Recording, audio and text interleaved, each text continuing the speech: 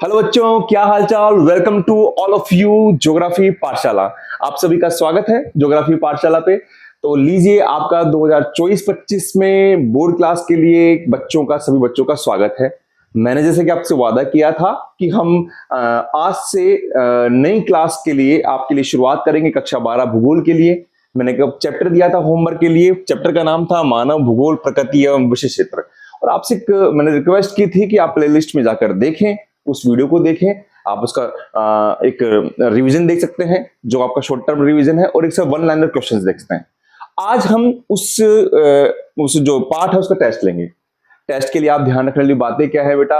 पहली बात तो ये है कि बेटा देखिए, आप मैं आपको वहां नहीं देख रहा हूं, लेकिन ये मानकर चलिए अगर आप ईमानदारी के साथ में करेंगे तो हमें इस क्लास का मजा भी आएगा और चीजें याद भी रहेगी आपको। तो ईमानदारी के साथ में काम करना है। मैं तो वहां पर आ नहीं सकता, लेकिन ये मान लीजिए मैं देख भी रहा हूं वहां पर, आपको ये मानकर चलिएगा। तो आप थोड़ा सा सही ढंग से काम कीजिएगा। आपके हाथ में कॉपी पेन होना चाहिए। यहां पर टाइमर चलेगा। मैं हर क्वेश्चन के लिए आपको 10 सेकंड दूंगा, ठीक है। 10 सेकंड दूंगा, आपको अपना क्वेश्चन लिखना है और आप उसका आंसर लिखना है और आपको ठीक करना है। मैं उसके बाद में सॉल्यूशन बताऊंगा। केवल मेरा काम यहां पर ये नहीं रहेगा वीडियो में कि भैया इसका आंसर ये हो गया, नहीं। उसके बाद में उसके बारे में भी बात करेंगे। लगभग आप मान लीजिए इस प्रक्रिया में हम पूरे चैप्टर का रिवीजन भी कर लेंगे। ये भी हमारे लिए फायदेमंद रहेगा। खाली ऑप्शन नहीं बताना मुझे ए बी, ऐसा काम नहीं करना है। आपको ईमानदारी से करना है और जो आपका स्कोर आए वो कमेंट बॉक्स में बताना है। प्लीज, आपको जो भी स्कोर आए, आपके 20 क्वेश्चन है। कितने क्वेश्चन है? 20 क्वेश्चन है। 20 क्वेश्चन में जो भी स्कोर आता है आपको बताना है। तो लीजिए, हम शुरू करते हैं एक नई क्लास को, नई शुरुआत के साथ में, आपके विश्वास और आपके साथ के साथ में, ठीक है। तो पहला क्वेश्चन देखिए आप। पहला क्वेश्चन क्या है? रुको और जाओ से निश्चयवाद, रुको और जाओ निश्चयवाद के प्रतिपादक कौन थे? बड़े आराम से पढ़ना है। पहला ऑप्शन विडाल डी ब्लास, ठीक है, ये। दूसरा ऑप्शन एलन सैंपुल, तीसरा ग्रिफिथ टेलर और चौथा स्पेट। चौथा कौन सा है? स्पेट। अब आप इसका आंसर सोच लीजिए, टाइमर चल रहा है। रुको और जाओ निश्चयवाद, कई जगह निश्चयवाद भी हो सकता है, नियतिवाद भी हो सकता है, ये सिद्धांत भी हो सकता है। रुको और जाओ सिद्धांत भी कह देते हैं। रुको और जाओ सिद्धांत के प्रतिपादक कौन थे? ब्लास, सैंपुल, ग्रिफिथ टेलर और स्पेट, ठीक है। टाइमर ज्यादा हो गया है, आप इसका आंसर दे सकते हैं। इसका आंसर क्या है? इसका आंसर है बेटा, यहां पर अगर हम देखेंगे, इसका आंसर है आपके ग्रिफिथ टेलर। कौन है? Griffith Taylor. क्यों है sir Griffith Taylor? Griffith Taylor वो है जिन्होंने एक विचारधारा दी थी जिसका नाम था नवनियतिवाद। क्या थी? नवनियतिवाद विचारधारा दी। इसका नाम, दूसरा नाम नवनिश्चयवाद विचारधारा भी था। नवनिश्चयवाद विचारधारा भी था। और इस विचारधारा में क्या बताया था उन्होंने? इस विचारधारा में बताया था कि अगर आपको विकास करना है तो प्रकृति के साथ में मनुष्य को सामंजस्य बनाकर रखना पड़ेगा। मैं इसके लिए आपके लिए दो विचारधाराओं की बात करता हूं, देखो करनी जरूरी हो गई यहां पर। एक विचारधारा है आपकी नियतिवाद, ठीक है, आप बड़े ध्यान से देख लीजिएगा। नियतिवाद विचारधारा में प्रकृति प्रमुख है, मनुष्य प्रकृति का दास है, अपनी मूलभूत आवश्यकताओं के लिए प्रकृति पर निर्भर है। चूंकि ये जर्मन की विचारधारा है, इसलिए इसको जर्मन विचारधारा भी कहते हैं, जर्मन विचारधारा भी कहते हैं। ये भी ध्यान रखना है। प्रकृति यहां पर प्रमुख है। प्रकृति क्या है? यहां पर प्रमुख है, ठीक है, इस विचारधारा का। अब भूगोलवेत्ता क्या देखता है बेटा? देखिए आगे देखिए, भूगोलवेत्ता देखता है कि अगर ऐसा ही चलता रहा तो मनुष्य तो विकास करेगा नहीं। तो भूगोलवेत्ता ने एक नई विचारधारा का जन्म दिया और उस विचारधारा का नाम था संभववाद विचारधारा। संभववाद विचारधारा, यह विचारधारा विडाल डी ब्लास ने दी है। हम पूरी बात करेंगे। देखिए पहले प्रश्न से कितने क्वेश्चन बन रहे हैं। विडाल डी ब्लास ने दी है। अगर आप यहां पर देखेंगे तो ब्लास महोदय का नाम था, यहां पर ब्लास महोदय का नाम था, तो ये विडाल डी ब्लास ने दी है विचारधारा। और चूंकि ये फ्रांस के थे, इसलिए इस विचारधारा को फ्रांसीसी विचारधारा भी कहा जाता है। संभववाद विचारधारा को फ्रांसीसी विचारधारा भी कहा जाता है। संभववाद शब्द दिया था वो फेवरे ने दिया था। फेवरे कहां के हैं? वो भी फ्रांस के हैं। और यहां पर मनुष्य प्रकृति क्या कहती है? यहां पर क्या कहते हैं भूगोलवेत्ता? कि यहां पर उन्होंने कहा कि मनुष्य प्रमुख है, मनुष्य प्रमुख है। उन्होंने कहा कि अपनी शक्ति के द्वारा, अपनी बुद्धिमत्ता के द्वारा, अपनी तकनीक के द्वारा, यानी जो प्रौद्योगिकी के द्वारा, वो यहां पर परिवर्तन कर सकता है। असंख्य संभावनाएं बिखरी पड़ी है। जहां पर भी अवसर शब्द आएगा, अवसर शब्द आएगा, संभावनाएं शब्द आएगा, तो वहां पर समझ लीजिएगा संभववाद विचारधारा की बात हम कर रहे हैं। यानी उन्होंने कहा कि असंख्य संभावनाएं बिखरी पड़ी है, आप जब चाहें जिसका उपयोग कर सकते हैं। जैसे अभी आप हैं 12 पास करेंगे, आपके पास संभावना है आपको आप आरएएस ऑफिसर बन सकते हैं, आईएएस ऑफिसर बन सकते हैं, जो चाहे आप बन सकते हैं, ठीक है ना। तो ये सब क्या है, संभववाद है। लेकिन यहां पर मनुष्य क्या हो गया, अंधा हो गया, विकास की दौड़ में अंधा हो गया। तो यहां पर एक नई विचारधारा आती है, उसका नाम है नवनियतिवाद विचारधारा। नवनियतिवाद विचारधारा, जिसका नाम अभी बात किया था नवनिश्चयवाद विचारधारा, अभी हमने बात की, नवनिश्चयवाद भी कहते हैं, और इसको रुको और जाओ सिद्धांत भी कहते हैं। रुको और जाओ सिद्धांत भी कहते हैं। क्यों कहा रुको और जाओ? इन्होंने कहा कि विकास तो करना है मनुष्यों, लेकिन थोड़ा सुनो, रुको। ट्रैफिक लाइट होती है ना, जैसे रेड लाइट होती है, आप रुकते हैं, ग्रीन में जाते हैं, तो ट्रैफिक लाइट की ये विचारधारा ट्रैफिक लाइट के सिद्धांत पर भी काम करती है। ये विचारधारा ट्रैफिक लाइट के विचारधारा पर भी काम कर रही है, और कहा है कि मनुष्य को रुकना है, ठहरना है, फिर विकास करना है। यानी यहां पर प्रकृति व मनुष्य का सामंजस्य बताया गया है। प्रकृति व मनुष्य का सामंजस्य बताया गया है। और एक बात और ध्यान रख लीजिएगा, ये विचारधारा जो होती है, ये नियतिवाद और संभववाद के बीच मध्यम मार्ग को बताती है। नवनियतिवाद विचारधारा ये कहती है कि भैया न तो प्रकृति प्रमुख है, न मनुष्य प्रमुख है, दोनों ही प्रमुख है, दोनों को साथ ही रहना पड़ा है। तो इसका आंसर हो गया आपका ग्रिफिथ टेलर, इसका आपका आंसर हो गया है, ठीक है। अब यहां पर विडाल डी ब्लास कहां पर अगर इसकी बात करें तो ये किसकी विचारधारा, किस विचारधारा दी इन्होंने, संभववाद विचारधारा दी है ना। एलन सेम्पुल कहां की, अमेरिका की है, और हम इसके बारे में बात करेंगे। सेकंड क्वेश्चन पे आइए। सेकंड क्वेश्चन, हाँ सेकंड क्वेश्चन आप पढ़ लीजिए। मानव भूगोल की कौन सी विचारधारा ने मार्क्स के सिद्धांत का उपयोग किया है? मार्क्स के सिद्धांत का उपयोग किया है। ऑप्शन लीजिए, मानवतावादी, ऑप्शन है मानवतावादी, अमूलवादी, व्यवहारवादी, अस्तित्ववादी। और आपके लिए टाइमर स्टार्ट है। मुझे आप सोचकर बताइए कि मार्क्स का सिद्धांत कौन सी विचारधारा में उदय होता है? मानवतावादी, अमूलवादी, व्यवहारवादी, अस्तित्ववादी। और आपका टाइम अप है, आप बताइए क्या आंसर होगा इसका। इसका आंसर क्या होगा सर? मानवतावादी ये कौन सी विचारधारा है, अमूलवादी कौन सी है, ये कौन सी है? तो चलिए इसके बारे में बात कर लेता हूं मैं। आपको बेटा ध्यान होना चाहिए कि 1970 के दशक में मात्रात्मक क्रांति के विरोध में, मात्रात्मक क्रांति के विरोध में तीन विचारधाराओं का उदय होता है। तीन विचारधाराओं का उदय होता है। एक तो होती है मानवतावादी, मानवतावादी जिसको अपन कल्याणपरक विचारधारा भी कहते हैं, कल्याणपरक विचारधारा भी कहते हैं। पहली बात तो मात्रात्मक क्रांति को समझिए। मात्रात्मक क्रांति का मतलब यह है कि मनुष्य केवल मतलब अपने विकास में अंधा हो रहा है, उसको मनुष्य के कल्याण की चिंता नहीं है, उसको गरीबों की चिंता नहीं है, वो तो केवल विकास में अंधा हो रहा है। उसको तो केवल ये देखना है कि कितने बिल्डिंग्स बन गई है, कितनी मतलब एक तरीके से मात्रात्मक में, उसको गुणात्मक पक्ष से कोई मतलब नहीं है। तो यहां पर इसके विरोध में तीन विचारधारा का उदय होता है। बिल्कुल आराम से समझना है।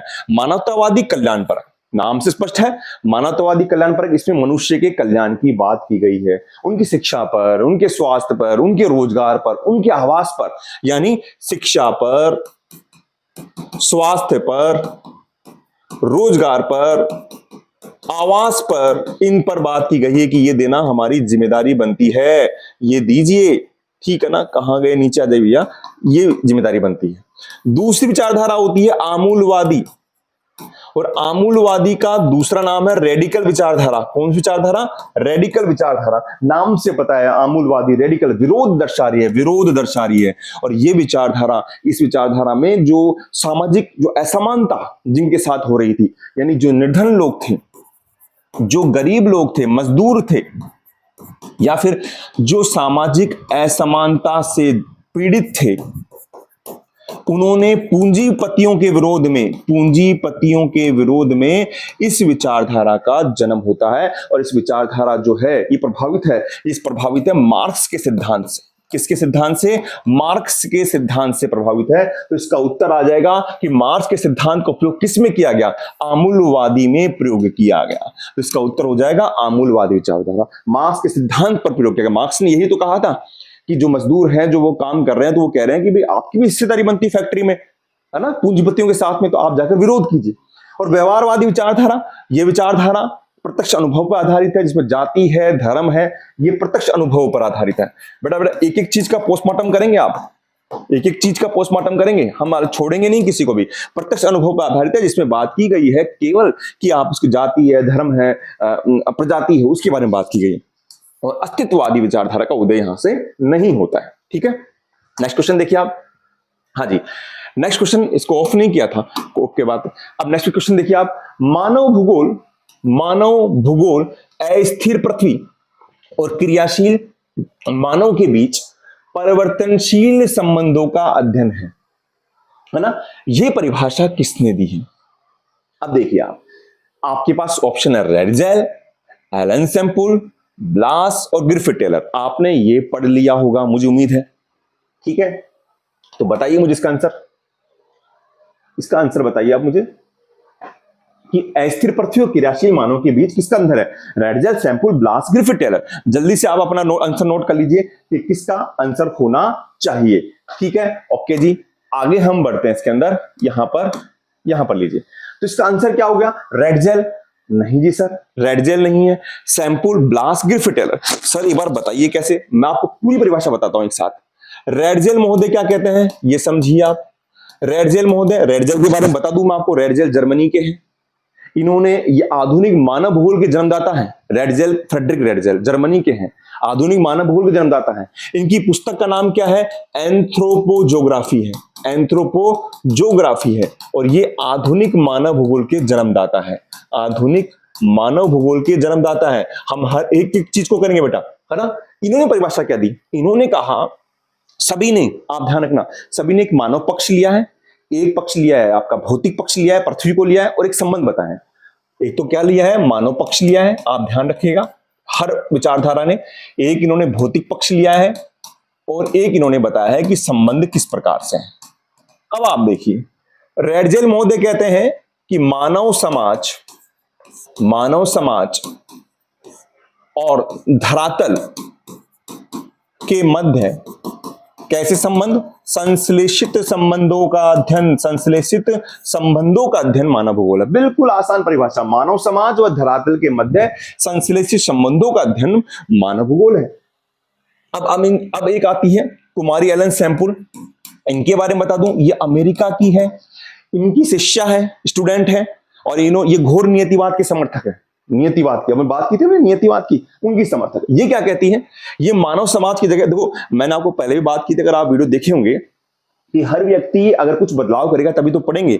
इन्होंने मानव, अपने जो शिष्य, अपने गुरुजी हैं, उनको चेंज किया, मानव समाज की जगह लिया क्रियाशील मानव। क्रियाशील मानव यानी बदलता रहता है, काम करता रहता है, प्लस क्रियाशील मानव। अस्थिर पृथ्वी, मतलब भौतिक पक्ष में क्या ले लिया? अस्थिर पृथ्वी। और संबंध क्या ले लिए? परिवर्तनशील संबंधों का अध्ययन है। लेकिन संबंध भी कैसे हैं? गत्यात्मक है। ये ध्यान रखना, ये प्रश्न आता है, गत्यात्मक परिवर्तनशील संबंधों का अध्ययन है। परिवर्तनशील संबंध कैसे? परिवर्तनशील, लेकिन गत्यात्मक है, बदलते रहते हैं। तो अगर कोई पूछे कि गत्यात्मक संबंध किसने बताए हैं, तो एलन सैम्पुल ने बताए हैं। ये कहां की है? ये भी ध्यान रखना है, ये अमेरिका की है। ये कहां के हैं जी? ये जर्मनी के हैं सर, ठीक है। एक ऐसे ही आते हैं ब्लास महोदय। ब्लास महोदय ने विचारधारा कौन सी दी? अभी बता चुका हूं, संभववाद दी है। बिल्कुल क्लियर होना चाहिए। आपसे पूछे नवनियतिवाद किसने दिए, आपसे पूछे नवनिश्चयवाद किसने दिए, रुको और जाओ किसने दिए, तो सीधी सी बात है ग्रिफिथ टेलर ने दी है। लेकिन ब्लास ने दी है आपकी संभववाद। बेटा कौन सी दी है? संभववाद। अब ब्लास महोदय क्या कहते हैं? उन्होंने मानव के अलावा सभी ले लिए, सभी मानव के साथ सभी ले लिए, यानी पृथ्वी पर निवास करने वाले जीव। उन्होंने क्या करा? अब आप समझिए, पक्ष कौन सा लिया इन्होंने? पृथ्वी पर निवास करने वाले जीव। अब वो पशु भी हो गए, मनुष्य भी हो गए। और भौतिक नियम, जो भी भौतिक नियम होते हैं, भौतिक नियम का मतलब हवा का चलना है, पानी का बहना है, तूफान आना है, ज्वालामुखी, वो सब इन्होंने ले लिए। और संबंध कैसे? संश्लेषित संबंध, जो वहां ऊपर थे वही संबंध इन्होंने लिए। तो आपकी तीनों परिभाषा मैंने यहां पर करा दी है, ठीक है जी। तो इसका उत्तर मानव के बीच परिवर्तन संबंध का अध्ययन है, अस्थिर पृथ्वी और क्रियाशील मानव। तो एलन सैम्पुल हो गया सर। रेडजेल भी नहीं हुआ क्योंकि मानव समाज धरातल देते हैं। ब्लास भी नहीं हुआ क्योंकि पृथ्वी पर निवास करने वाले जीव की बात करते हैं। ग्रिफिथ टेलर ने परिभाषा दी नहीं है, इन्होंने तो नवनियतिवाद विचारधारा दी है। नेक्स्ट क्वेश्चन पे आ जाइए। नेक्स्ट क्वेश्चन क्या है हमारा? हाँ, नेक्स्ट क्वेश्चन देखिए आप, मानव भूगोल, मानव समाज। देखिए अब हमको मेहनत नहीं करनी पड़ेगी, आंसर आ गया। और धरातल के बीच संश्लेषित संबंधों का अध्ययन है। ये किसने कहा है? रेडजेल, एलन सैम्पुल, ब्लास या पिट्स। और मैं स्टार्ट करता हूं टिक टिक 10 तक। आप मुझे आंसर इसका लिख दीजिए, क्या आंसर है इसका? मानव भूगोल मानव समाज और धरातल के बीच संस्कृत संबंधों का अध्ययन है। मैं मानव समाज को देखूंगा, मैं धरातल को देखूंगा और मैं संबंधों को देखूंगा और मुझे पता लग जाएगा कि इसका आंसर, ज्यादा टाइम हो गया, इसका आंसर क्या है? इसका आंसर सर रेडजेल है। कहां के हैं? जर्मनी के हैं। देखिए ऐसे याद कीजिएगा, पुस्तक कौन सी है? एंथ्रोपोजियोग्राफी। क्या कहा गया है इनको? आधुनिक मानव भूगोल के जन्मदाता कहा गया है। एलन सेम्पुल कहां की है? अमेरिका की है, उन्होंने परिभाषा दे दी। ब्लास कहां के हैं? फ्रांस के हैं, जिन्होंने अभी संभववाद विचारधारा दी है ना। ये आपका क्वेश्चन हो गया। ओके जी, 4 क्वेश्चन हो गए। पांचवा देखिए, वापस शुरू करते हैं। टिक टिक को यहां पर बंद कीजिए एक बार। हाँ, नवनियतिवाद की संकल्पना किसने प्रस्तुत की? नवनियतिवाद सर अभी आपने बात की थी, आपने 3 नाम लिए थे।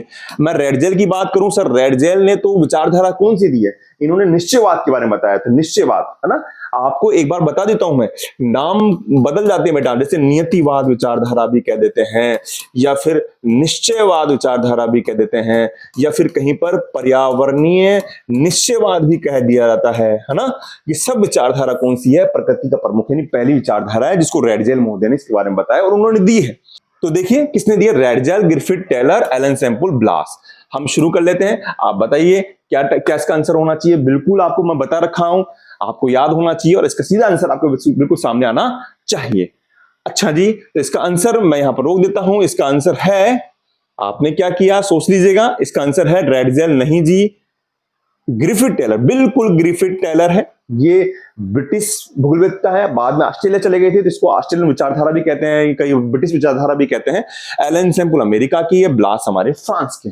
ओके जी, आगे देखिए आप, आगे बंद नहीं किया था इसको। आगे, संभववाद विचारधारा किसने प्रस्तुत की? कितना आसान है, Ratzel, Griffith Taylor, Ellen Semple या फिर ब्लास। आप मुझे इसका आंसर बताइए क्या होगी संभववाद विचारधारा किसने, जिसमें मनुष्य प्रमुख है, जिसमें असंख्य संभावनाओं की बात की गई है, जिसमें कहा गया है कि मनुष्य अपनी मर्जी से किसी भी संभावना का चयन कर सकते हैं, जो नियतिवाद के बाद जिसका जन्म हुआ है। तो बताइए, रेडजेल नहीं जी, ग्रिफिथ टेलर नहीं सर, ये तो नियतिवाद, सॉरी नियतिवाद, नवनिश्चयवाद है ना। Ellen Semple, Blache. तो ब्लास है सर, विडाल डी ब्लास नाम है इनका, विडाल डी ब्लास है, जिस विचारधारा को संभववाद विचारधारा कहते हैं और जिसमें प्रमुख कौन है? जिसमें मनुष्य प्रमुख है। और संभववाद शब्द किसने दिया था? फैब्रे ने दिया था। ठीक है ना, ये आपका क्वेश्चन हो गया। ओके जी, तो अगला क्वेश्चन बढ़िया। अगला क्वेश्चन क्या है? अगला क्वेश्चन, नवनिश्चयवाद संकल्पना किसने प्रतिपादित की? अब वो नाम बदल गया, मैंने हर बात नहीं, नवनियतिवाद थी वो भी आ गई, रुको और जाओ भी आ गई, अब नवनिश्चयवाद भी आ गई। आंसर ग्रिफिथ टेलर है, रेडजेल है, एलन सेम्पुल है, ब्लास है। आप बताइए क्या आंसर होना चाहिए इसमें? इसमें आंसर क्या होना चाहिए? नवनिश्चयवाद संकल्पना। कंफ्यूज नहीं होना है, नव आना है, नव को देखना है आपको। हाँ, और इसका आंसर हम यहां पर ले लेते हैं, इसका आंसर ग्रिफिथ टेलर है सर, क्योंकि ग्रिफिथ टेलर ने ही बताई थी ऐसी विचारधारा जो नियतिवाद और संभववाद के बीच मध्यम मार्ग बताती है। और नव लगा देंगे निश्चयवाद, या नव लगा देंगे तो नियतिवाद भी हो जाएगी, है ना। नव लगते ही क्या आ जाएगी, ध्यान रखना, आप कंफ्यूज नहीं होना है। रेडजेल ने नहीं दी है, एलन सेम्पुल ने नहीं दी है, एलन सेम्पुल ने कोई विचारधारा नहीं दी है, ब्लास ने संभववाद विचारधारा दी है। अगला क्वेश्चन बहुत ही अच्छा क्वेश्चन है बेटा, बहुत ही अच्छा क्वेश्चन है। प्रकृति अवसर प्रदान करती है, मानव इनका उपयोग करता है। इस वाक्य का संबंध किस विचारधारा से? प्रकृति अवसर प्रदान करती है। और मैंने अभी थोड़ी देर पहले बताया था, अगर आपने ध्यान से सुना हो तो आपको चीज समझ में आएगी। अवसर की बात की गई है, अवसर। तो पहला निश्चयवाद, नवनिश्चयवाद, संभववाद या प्रसंभववाद, जिसको स्पेट ने दिया, अभी नाम आया था ना, लेकिन हमारे कोर्स में नहीं, हम इसको नहीं पढ़ेंगे।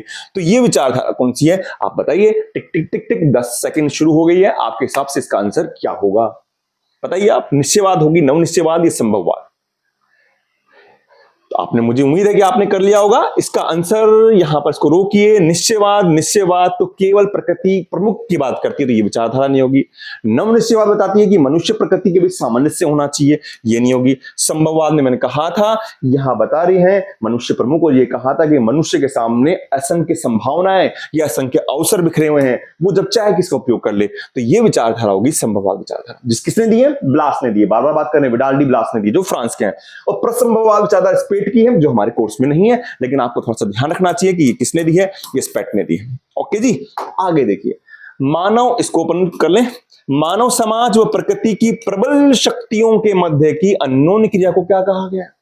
ऐसे क्वेश्चन आते हैं आजकल कि अब यहां पर क्या हुई है, मानव समाज है, प्रकृति है, लेकिन शक्ति कौन है, प्रबल कौन है, प्रकृति प्रबल, प्रकृति प्रबल है। अब प्रकृति प्रबल है तो प्रकृति कहां प्रमुख है, हम देखते हैं ऑप्शन। पर्यावरण निश्चयवाद आंसर है, संभववाद है, नव निश्चयवाद है, ये सभी है। टिक टिक हम शुरू कर देते हैं, आप आंसर दीजिए कि मानव समाज और प्रकृति की प्रबल शक्तियों के मध्य की अन्योन्य क्रिया को क्या कहा गया है, पर्यावरण निश्चयवाद, संभववाद, नव निश्चयवाद या ये सभी, बताइए। इसको तो बंद करें अपन। देखिए पर्यावरणीय निश्चयवाद है जिसमें प्रकृति को प्रमुख बताया गया है, तो प्रबल शक्तियां किसकी हो गई, प्रकृति की हो गई, तो ये इसका आंसर हो जाएगा। संभववाद में मनुष्य प्रमुख है, नव निश्चयवाद में दोनों का सामंजस्य है, इसका आंसर ए होगा। ठीक है, देखिए क्वेश्चन के साथ में हम थोड़ा सा इसका डिस्क्रिप्शन भी कर रहे हैं, बता रहे हैं, तो टाइम तो लगेगा बेटा ना, पूरा चैप्टर हो जाएगा लगभग अपना। निम्न में से 10वां क्वेश्चन, किस तत्व को माता प्रकृति कहा गया है, माता प्रकृति यानी जिसको प्रकृति से जोड़ा गया है। सामाजिक पर्यावरण नहीं जी, सामाजिक पर्यावरण मनुष्य बनाता है, ये घर मकान ये वेशभूषा पहनावा नहीं। भौतिक पर्यावरण के अंदर आता है पेड़ पौधे, पर्वत पठार मैदान। पेड़ पौधे आ जाते हैं, पर्वत हो जाते हैं, पठार आ जाता है, मैदान आ जाता है, नदी आ जाती है। राजनीतिक पर्यावरण ये सीमाएं हमने बनाई है। तो बताइए माता प्रकृति कौन सी है, भौतिक। आप अब इसके अंदर सोचिए आप, मैं आपका टाइमिंग स्टार्ट करता हूं, किसके अंदर इसका आंसर क्या होगा बताइए आप। सामाजिक पर्यावरण मैंने सारा विश्लेषण कर दिया है। राजनीतिक पर्यावरण के अंदर क्या होगा, राजनीतिक सीमाओं की बात होगी। भौतिक पर्यावरण में ये हो गया। अब इसका आंसर क्या होगा, आपको सोचकर बताइए, टाइम्स अप। इसका आंसर होगा भौतिक पर्यावरण, भौतिक पर्यावरण इसका आंसर हो जाएगा, क्योंकि इसमें माता प्रकृति की बात की तो पेड़ पौधे पर्वत पठार नदियां नाले सब भौतिक पर्यावरण से संबंधित है। ठीक है, तो ये 10वां क्वेश्चन हो गया है हमारा। अगला, निश्चयवाद की संकल्पना के प्रतिपादक है, निश्चयवाद। अब कंफ्यूज मत हो ना, निश्चयवाद होते सर, देखते हैं क्या करते हैं आप, देखते हैं निश्चयवाद में क्या करते हैं। फेब्रे है, रेडजेल है, ब्लास है और हंटिंगटन है। ठीक है, मैं टिक टिक समय स्टार्ट करता हूं, आप बताइए क्या इसका आंसर होगा, थोड़ा देखकर बताइए कि क्या चल रहा है इसके अंदर। इसका आंसर होगा, मैं टाइम इज अप। अब आप देखिए यहां पर टाइम अप हो गया है। इसका आंसर फेब्रे ने तो भैया संभववाद शब्द दिया था सर, ये तो नहीं होगा। रेड जेल मैंने बताया था, आधुनिक मानव भूल के जनता तो हैं, लेकिन ये समर्थक थे निश्चयवाद के, और चूंकि निश्चयवाद जर्मन विचारधारा है, इसलिए हम ये मानते हैं कि रेडजेल ने इस संकल्प को दिया था। ब्लास ने संभववाद दिया था, हंटिंगटन ने कोई बात नहीं की, तो रेडजेल इसका आंसर हो जाएगा। अगला क्वेश्चन, किस विचारधारा के अनुसार मनुष्य प्रकृति का दास है। बिल्कुल आसान क्वेश्चन है जी, बहुत ही आसान क्वेश्चन है। आप बताइए, खुद पढ़ लीजिए। नियतिवाद है, संभववाद है, व्यवहारवाद है, मानवतावाद है, बताइए जल्दी जल्दी बताइए। नियतिवाद में कौन है, कौन प्रमुख है, दिमाग में आ जाना चाहिए आपके पास में, है ना। तो टाइम अप हो गया आपका, लीजिए। देखिए नियतिवाद में प्रकृति प्रमुख है सर, बताया था आपने, प्रकृति प्रमुख है, कोई दिक्कत नहीं, हमको पता है। नियति का मतलब भी भाग्य होता है, और भूगोल में भाग्य किसको माना गया है, प्रकृति को माना गया है। संभववाद में मनुष्य प्रमुख है ना। व्यवहारवाद की बात नहीं की गई, मानवतावाद की बात नहीं की गई है, ये अलग विचारधाराएं, तो प्रकृति प्रमुख है यानी नियतिवाद इसका आंसर हो गया है। नेक्स्ट क्वेश्चन देखिए, बड़ा ही अच्छा क्वेश्चन है। और 1970 के दशक में किस विचारधारा का उदय नहीं हुआ है। मैंने बताया था कि 70 के दशक में मात्रात्मक क्रांति के विरोध में 3 विचारधारा का उदय हुआ था, मैंने किया था। अब आप बताएंगे मानवतावादी था क्या, आमूलवादी, आधुनिकवादी और व्यवहारवादी। ये टिक टिक समय स्टार्ट हो रहा है। किसका उदय नहीं हुआ था, नहीं को पढ़ना है, नहीं को आप हाँ को मत कर देना। किस विचारधारा का उदय नहीं हुआ था, आप सोचकर बताइए इसका आंसर कि नहीं हुआ था। हाँ जी, इस विचारधारा में मानवतावादी सर ये तो हुआ था, इसको कल्याणपरक विचारधारा भी कहते हैं, मनुष्य कल्याण की बात की गई है। आमूलवादी, इसको रेडिकल विचारधारा भी कहते हैं। मार्क्स के सिद्धांत पर आधारित है, मार्क्स के सिद्धांत पर आधारित है। आया था सर प्रश्न, इसमें पूंजीपतियों के विरोध की बात की गई है ना, मजदूरों के द्वारा। आधुनिकतावादी को विचारधारा थी नहीं इसमें, व्यवहारवादी विचारधारा थी, तो इसका आंसर हो जाएगा, आपके पास में विचारधारा नहीं है तो आधुनिकतावादी विचारधारा इसका आंसर हो जाएगा, वो इसमें शामिल नहीं है। व्यवहारवादी विचारधारा प्रत्यक्ष अनुभव पर आधारित है, प्रत्यक्ष अनुभव पर आधारित है ना। अगला क्वेश्चन देखिए आप, अगला क्वेश्चन, आर्थिक भूगोल का उपक्षेत्र है। अब आर्थिक भूगोल यानी ऐसे क्षेत्र जिनसे हम अर्थ का अर्जन करते हैं। यानी आर्थिक भूगोल में कौन कौन से आ जाएंगे सर? संसाधन भूगोल आ जाएगा सर, इसमें आपके विपणन भूगोल आ जाएगा सर, इसमें आपके पर्यटन भूगोल आ जाएगा सर, इसमें आपके अंतरराष्ट्रीय व्यापार का भूगोल आ जाएगा सर। देखते हैं हम इसमें क्या क्या आ सकते हैं ना, ये सब आ जाएंगे, उपक्षेत्र हैं। तो संसाधन भूगोल, विपणन भूगोल, पर्यटन भूगोल, अंतरराष्ट्रीय व्यापार का भूगोल आ जाएगा, उद्योग भूगोल आ जाएगा सर। इसको नोट कर लीजिएगा सब, क्योंकि शायद उस नोट्स में रह गया था, तो आप नोट कर लीजिएगा। संसाधन भूगोल आ जाएगा, विपणन भूगोल आ जाएगा, खरीदना बेचना, पर्यटन भूगोल आ जाएगा, अंतरराष्ट्रीय व्यापार भूगोल आ जाएगा, उद्योग भूगोल आ जाएगा। अब देखिए, संसाधन भूगोल, सैन्य भूगोल, चिकित्सा भूगोल, लिंग भूगोल, इनमें से कौन सा इस उपक्षेत्र का है? वैसे मैंने बता दिया है, फिर भी आप कर लेंगे, बताना जरूरी था क्योंकि कोर्स में नहीं कराया नहीं था शायद मैंने इसको। तो इसका आंसर क्या हो जाएगा? इसका आंसर आप कर लेंगे, इसका आंसर हो जाएगा संसाधन भूगोल। तो सर आप बात करेंगे कि सर सैन्य भूगोल किसका है? सैन्य भूगोल सर राजनीतिक भूगोल का उदाहरण है, राजनीतिक भूगोल का एक भाग है।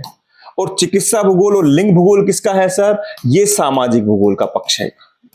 यानी हम बात करेंगे ना आगे कि सामाजिक भूगोल के क्या पक्ष है, चिकित्सा भूगोल, लिंग भूगोल, और बताऊं मैं आपको अवकाश भूगोल। कौन सा? अवकाश भूगोल भी इसका आ जाएगा, है ना। इसके अंदर सामाजिक कल्याण भूगोल जो होगा, सामाजिक कल्याण भूगोल होगा, वो भी किसका पक्ष हो जाएगा? सामाजिक भूगोल का पक्ष हो जाएगा। चिकित्सा भूगोल हो जाएगा, लिंग भूगोल हो जाएगा, एक और हो जाएगा बेटा जी, एक और हो जाएगा ऐतिहासिक भूगोल। कौन सा? ऐतिहासिक भूगोल, ये भी सामाजिक भूगोल का पक्ष हो जाएगा, है ना। और सैन्य भूगोल राजनीतिक भूगोल का है, और सैन्य भूगोल के साथ में एक और आएगा निर्वाचन भूगोल, निर्वाचन भूगोल। तो बताइए राजनीतिक भूगोल के दो पक्ष हुए, सैन्य भूगोल, निर्वाचन भूगोल। सामाजिक भूगोल के कितने पक्ष हो गए? चिकित्सा, लिंग, ऐतिहासिक और अवकाश भूगोल व सामाजिक कल्याण भूगोल। और चिकित्सा भूगोल के इतने सारे, ठीक है। एक साथ हमने कितने क्वेश्चन कर लिए, मजा आ गया ना। चलो अच्छी बात है, आगे देखिए आप। निम्न में से वह कौन सी विचारधारा है जिसमें निर्धनता के कारण बंधन और सामाजिक असमानता की व्याख्या के लिए मार्क्स के सिद्धांत का उपयोग किया है? दोबारा वही क्वेश्चन आ गया, लेकिन इसमें बताया गया किस तरीके से। तो कल्याण परक विचारधारा, मानवतावादी विचारधारा, आमूलवादी और व्यवहारवादी। आप मुझे बताइए इसका आंसर। बिल्कुल ही आसान है, बता सकते हैं, कोई दिक्कत नहीं होनी चाहिए बेटा। बताइए बताइए, सोचिए। कल्याण परक, मानवतावादी, सर ये तो दोनों एक ही हो गई, दोनों का नाम इसको अलग अलग कर दिया। आमूलवादी है, व्यवहारवादी है, इसका आंसर हो जाएगा आपका आमूलवादी विचारधारा, जिसको रेडिकल विचारधारा भी कहा जाता है, जो मार्क्स के सिद्धांत पर आधारित है, जो निर्धनता के कारण बंधन और सामाजिक असमानता के द्वारा विरोध की बात करती है ना। व्यवहारवादी आपके प्रत्यक्ष अनुभव पर आधारित है, ये मानव के कल्याण पर आधारित है। नेक्स्ट क्वेश्चन क्या है आपका? नेक्स्ट क्वेश्चन देखिए, निम्न में से जिस भूगोलवेत्ता की परिभाषा में संबंधों की गत्यात्मक मुख्य शब्द है? अरे वाह सर, आपने करवाया तो था कि किस भूगोलवेत्ता के संबंधों में गत्यात्मक शब्द आता है? रेडजेल में आता है क्या? ब्लास में, सैंपल में, हंटिंगटन में, जो भी आता है वो आप बताइए किस में आता है, सोचकर बताइए। रेडजेल ने तो दिया था मानव समाज व धरातल के मध्य संश्रय संबंधों का अध्ययन, ब्लास ने दिया था पृथ्वी पर निवास करने वाले जीव तथा भौतिक नियम, सैंपल ने दिया था क्रियाशील मानव व अस्थिर पृथ्वी के मध्य गत्यात्मक परिवर्तन संबंधों का अध्ययन। इसका आंसर हो जाएगा सैंपल हो जाएगा, एलन सैंपल, जो कहां की है? अमेरिका की है। अगर आपको कंफ्यूजन हो रहा है तो मैंने शायद यही बताया था आपको, यहां पर याद आ जाएगा। यहां पर गत्यात्मक संबंधों की बात की थी हमने, कहां पर की थी बेटा? गत्यात्मक संबंधों की बात की थी यहां पर, ये लीजिए, ये देखिए, गत्यात्मक संबंधों की बात की थी यहां पर। ये गत्यात्मक संबंध किसके थे? सैंपल के थे ना, तो वो हमने बात कर ली थी। तो सीधा सीधा इसका आंसर ये हो जाएगा। अच्छा, अगला क्वेश्चन लीजिए, अगला क्वेश्चन 17वां। निम्नलिखित में से, इसको जीरो कर लीजिए, निम्नलिखित में से कौन सा एक भौगोलिक सूचना का स्रोत नहीं है? यानी हम ऐसा स्रोत जिससे हम भूगर्भ के बारे में, पृथ्वी के बारे में जानकारी करें, लेकिन वो भौगोलिक सूचना का स्रोत नहीं है। यात्रियों का विवरण, प्राचीन मानचित्र, चंद्रमा से चट्टानी पदार्थों के नमूने, प्राचीन महाकाव्य। सोचकर बताइए, ये क्वेश्चन अंडरस्टैंडिंग का है। इसका मतलब ऐसी चीज जो हमारे जिसको हमको भूगोलवेत्ताओं के बारे में हमको जानकारी मिलती है, भूगोल के बारे में जानकारी मिलती है, वो पक्ष तो इसमें नहीं है ना। अब आप देखिए, यात्रियों का विवरण बिल्कुल है सर। आपके जैसे हम्बोल्ट आते हैं और कई विद्वान आते हैं, भूगोलवेत्ता आते हैं, उन्होंने घूम घूम कर ही बताया। इनको तो यात्रियों का भूगोल कहा जाता है। इन्होंने तो इनको हम जो रिटर थे इनके साथ में जो जर्मनी के थे, ये दोनों जर्मनी के थे, तो इन्होंने तो घूम घूम कर ही बात करी, चीजों के बारे में जाना। प्राचीन मानचित्र जो थे उनके बारे में, है ना, जैसे इरेटोथेस ने दिया, एनेक्सिमेंडर ने दिया, हम 11वीं बात करी है आपने। चंद्रमा से चट्टानी पदार्थों के नमूने, ये भी बिल्कुल एक भूगोलवेत्ता के साक्ष्य होते हैं, लेकिन प्राचीन महाकाव्य साक्ष्य नहीं होते, क्योंकि ये एक तरीके से ऑथेंटिक नहीं हो पाते, भूगोल के अंदर इसकी हम चर्चा नहीं करते हैं। तो यात्री का विवरण होता है प्राचीन मानचित्र, उसका चंद्रमा से चट्टानी पदार्थों का नमूना हो सकता है, तो ये इसके स्रोत नहीं है।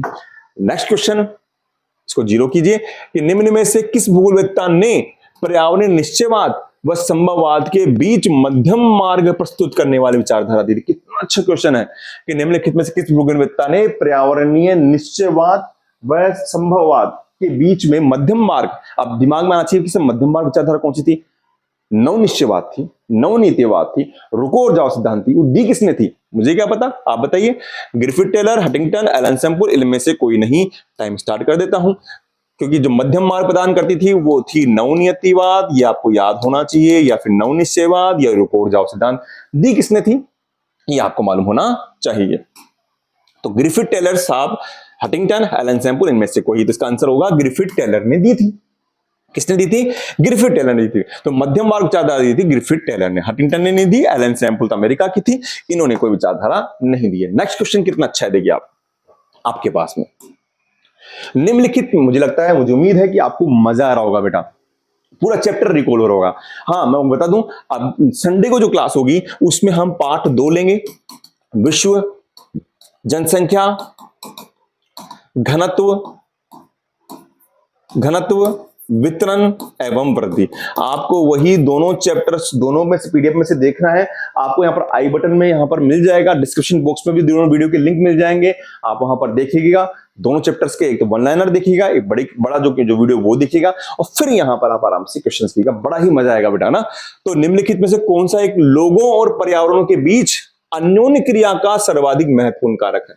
मैंने आपसे बात की थी, अगर आपको ध्यान आ रहा हो, संभव विचारधारा में, कि मनुष्य अपनी बुद्धिमत्ता के साथ में, अपने तकनीक के साथ में क्या करता है? मनुष्य प्रकृति में परिवर्तन करना शुरू करता है जब उसको विश्वास होता है। और वो विचारधारा कौन सी संभववाद विचारधारा थी? तो आंसर देखते हैं हम, मानवता, बुद्धिमत्ता, प्रौद्योगिकी, लोगों के अनुभव, या मानवीय भाईचारा। ऑप्शन स्टार्ट करता हूं मैं, आप बताइए आप किसके द्वारा वो लोग और पर्यावरण के बीच अन्योन्य क्रिया का सर्वाधिक महत्वपूर्ण कारक है? प्रकृति में परिवर्तन कर सकता है, एक सामाजिक वातावरण बना सकता है, नल नदियों को काट कर किस प्रकार से अपना काम कर सकता है? तो इसका आंसर होगा मानव बुद्धिमत्ता, लेकिन इसका आंसर जो सबसे अच्छा आंसर हुआ है प्रौद्योगिकी, यानी तकनीक। क्या होगा कि तकनीक के माध्यम से वो पर्यावरण के साथ मिलकर एक क्रिया, इसका आंसर हो जाएगा प्रौद्योगिकी। अगर ये नहीं होता तो इसका आंसर ये हो सकता था, लेकिन इसका आंसर क्या होगा? बेस्ट ये होगा। नेक्स्ट क्वेश्चन पे आता हूं मैं। नेक्स्ट क्वेश्चन, आखिरी क्वेश्चन, 20 खेल रहे हैं हम, है ना, तो आखिरी क्वेश्चन देखिए, बिल्कुल इसको जीरो कर। हाँ, तो नेक्स्ट क्वेश्चन देखेंगे, निर्वाचन भूगोल तथा सैन्य भूगोल निम्नलिखित से किसके उपक्षेत्र हैं? ये बात कर चुके हैं सर हम, है ना। चलो देखते हैं सर, ऑप्शन दे रहा हूं मैडम आपको, सामाजिक भूगोल, राजनीतिक भूगोल, आवास भूगोल, आर्थिक भूगोल, और टिक टिक आपका समय स्टार्ट है। आप बताइए इसका आंसर क्या होगा? मुझे बताइए आप कि भैया निर्वाचन भूगोल और सैन्य भूगोल किसके उपक्षेत्र हैं? बताइए, सोचकर बताइए, लिख लीजिए। और मैं प्लीज मैं आपसे रिक्वेस्ट भी करता हूं कि आपका जो स्कोर है वो कमेंट बॉक्स में प्लीज बताइएगा बेटा, तो मुझे इससे लगेगा कि जो मैं मेहनत कर रहा हूं आपके लिए कारगर है, आपको मजा भी आ रहा है ना। बाद में आप ये मत सोचिए कि हम यही क्वेश्चन कर रहे हैं, बाद में आपके लिए मैं रिक्त स्थान वाले क्वेश्चन भी करूंगा, वन लाइनर क्वेश्चन भी लेकर आऊंगा, ढेर सारे क्वेश्चन लेकर आऊंगा। पहले एक बार ऐसा कोर्स कर लेते हैं, फिर उसके बाद में वो भी क्वेश्चन लेके आएंगे, है ना। टाइम टू टाइम करते रहेंगे हम चीजें, बस आप पढ़ते रहिए। अच्छा देखिए, सामाजिक भूगोल, भैया सर सामाजिक भूगोल तो बताया था आपने कि सर इसका उदाहरण तो लिंग भूगोल है, इसका उदाहरण तो, इसका भाग तो अवकाश भूगोल है, इसका ऐतिहासिक भूगोल है, ये आपने बताया था। इसका तो इसके साथ में क्या था? सामाजिक कल्याण भूगोल बताया था आपने सर, सामाजिक कल्याण भूगोल बताया था। तो ये तो नहीं है। राजनीतिक भूगोल, इसके दो भाग थे, एक तो था सैन्य भूगोल, और एक था निर्वाचन भूगोल। बिल्कुल पता भी पड़ रहा है कि राजनीतिक से संबंधित है, तो इसका आंसर हो जाएगा राजनीतिक भूगोल। अवकाश भूगोल ये अलग से भूगोल है, और आर्थिक भूगोल के क्षेत्र थे संसाधन भूगोल। लिख लीजिए, आप लिख लीजिए, संसाधन भूगोल हो गया आपका, विपणन भूगोल हो गया आपका, उद्योग भूगोल हो गया आपका, पर्यटन भूगोल हो गया आपका, अंतरराष्ट्रीय व्यापार का भूगोल हो गया। ये संसाधन, ये आर्थिक भूगोल के पक्ष है। तो बेटा मुझे उम्मीद है कि आपको ये क्लास बहुत अच्छी लगी होगी, पसंद आई होगी, आपके डाउट्स क्लियर होंगे। फिर भी कुछ टॉपिक्स रह गए हों, जैसे आपके पास में रह गया होगा कि मानव की प्रकृति क्या है। सीधा सा पता है कि मानव की भूगोल की प्रकृति क्या है। तो भूगोल की प्रकृति क्या है कि मनुष्य ने जो भी प्रकृति के साथ में आर्थिक सामाजिक परिवर्तन किए हैं उनको पढ़ना भूगोल की प्रकृति है, मनुष्य का केंद्रीय बिंदु है। एक रह गया प्रकृति का मानवीकरण और एक मानव का प्रकृतिकरण, है ना। तो ये दो शब्द रह गए, एक तो रह गया प्रकृति का मानवीकरण, ठीक है ना, और एक हो गया मानव का प्रकृतिकरण, मानव का प्रकृतिकरण। तो आप इसको समझिए कि जब मानव का प्रकृतिकरण होगा तो प्रकृति मजबूत है। तो यानी ये तब होता है जब मनुष्य अपनी मूलभूत आवश्यकताओं के लिए जंगलों में था, आदिम काल की बात थी। और यहां पर किस विचारधारा की झलक मिलती है आपको? नियतिवाद की झलक मिलती है। और प्रकृति का मानवीकरण का मतलब होता है कि मनुष्य ने प्रकृति पर अपना एक प्रभाव लगा दिया। यानी जब मनुष्य को अपनी तकनीक का ध्यान होता है, अपनी योग्यता का विकास होता है, योग्यता का ध्यान होता है, तो प्रकृति पर परिवर्तन करना शुरू कर देता है ना। तो ये अलग है। और इसमें किस विचारधारा की झलक मिलती है? संभववाद विचारधारा की झलक मिलती है। अरे भाई, जैसे ये प्रकृति का मानवीकरण ही तो है कि आज आप क्लास में नहीं बैठे हैं, आप वीडियो देख रहे हैं और आप मुझे पढ़ रहे हैं और मैं आपको पढ़ा रहा हूं। तो ये प्रकृति का मानवीकरण ही तो है। प्रकृति तो क्या चाहती थी कि मैं आपके सामने बैठता, मैं आपको पढ़ाता, आपको क्लास के सामने, है ना। लेकिन यही हमने परिवर्तन किया है। तो ये दो टॉपिक है, ये आप देख लीजिएगा ना। तो मुझे उम्मीद है कि बेटा आपको क्लास अच्छी लगी होगी, बड़ी शानदार लगी होगी।